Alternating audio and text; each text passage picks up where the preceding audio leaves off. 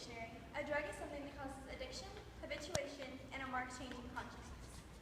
Robert Gonzalez writes in his 2013 article, 10 Things Coffee Does to Your Body, that caffeine is the most commonly used mood-altering drug in the world. Who would have guessed that a tiny little bean on a plant could grow to cause such helpful and detrimental effects in people's lives? If the first people to discover this fruitful plant knew about all of its effects, do you think they still would have spread it across the globe?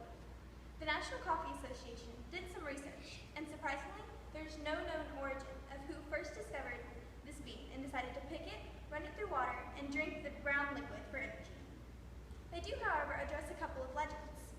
One of the most popular is the legend of Ethiopian goat herders. Story goes, a herder's flock was out to graze and began to eat from this plant. The goats became so energetic from the berries that they ate from this tree that they couldn't sleep at night. The herder became curious about the effects on this berry on humans, so he decided to make a drink. He found that this drink kept him alert for long hours, so he decided to share his findings. Word spread in no time at all, and before you knew it, we had what we now know as coffee. Not everyone was so accepting at first. Local clergy condemned coffee, calling it the bitter invention of Satan. But nonetheless, coffee houses quickly became popular, and coffee became one of the most popular breakfast drinks. Thankfully, we don't have to rely off sketchy berry drinks anymore to get our coffee. Coffee plantations are all over tropical countries. The beans are picked off the shrubs, dried, roasted, and typically ground into the coffee that we find at stores. Gonzalez also informs us in his article that caffeine found in coffee is natural. To create decaffeinated coffee, you actually have to remove the coffee from the bean. This naturally occurring chemical is a whole lot of punch and a tiny little seed packing one heck of a kickstart to our day. Kate Chamberlain wrote an article in 2009 called America's #1 Drug Problem. She confirms everything that we've been told when she states that caffeine in coffee actually stimulates the cortex of the brain and does help you concentrate. Gonzalez's article gives us many reasons why coffee is helpful to our body. One of the most major risks that it can decrease is your risk for cancer. There are obviously many factors that go into having cancer, but it's nice to know that drinking coffee can at least help a little bit. A Harvard epidemiologist named Frank Hugh claims to have solid data on the preventative effects coffee has against type 2 diabetes. He bases his statement off of 15 recently published studies, all of which show the drink's benefits come from mainly the antioxidants and the minerals found in the bean, which help the body in the use of the insulin hormone. Coffee does more than just satisfy our taste buds, though. It satisfies our happiness, too. Gonzalez tells us about a study that he conducted. He found that women who drink 4 cups of coffee are 20% less likely to become depressed than those who drink less than 1 cup a week. And finally, Gonzalez comforts us by sharing his results of yet another study. According to him, if you're a regular coffee drinker, you're 65% less likely to develop dementia and Alzheimer's. These diseases have such horrible effects on the people who they affect and the people around them.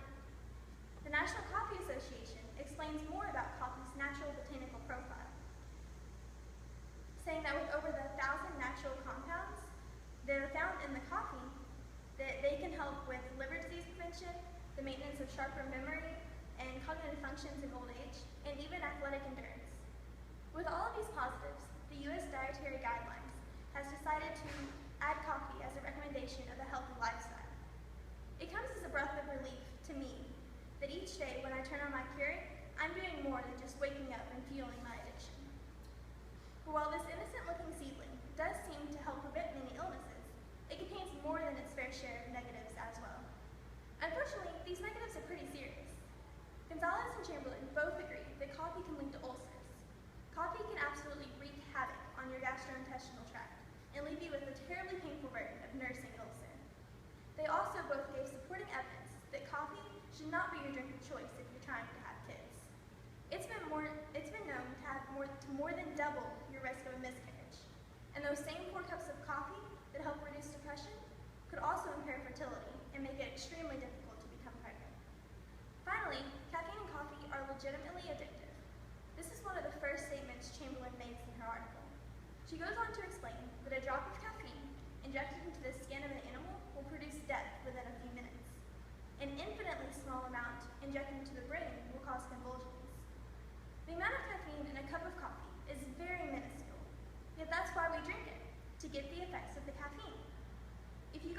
one day without your usual cup of coffee, it can cause typical withdrawal symptoms, such as irritability, restlessness, anxiety, headaches, the inability to work effectively. A coffee bean may be small, but it causes some pretty big and serious results. When that Ethiopian goat herder picked the first coffee bean, I'm sure he never would have imagined all the great and dangerous things that would come from it. There are many people in this world, myself being one of them, who struggle to function without their daily dose of steaming hot coffee and minuscule ingestion of caffeine. So is coffee something that causes addiction, habituation, and mood alterations? Will we all still be brewing it up on Monday morning? Say hello to the power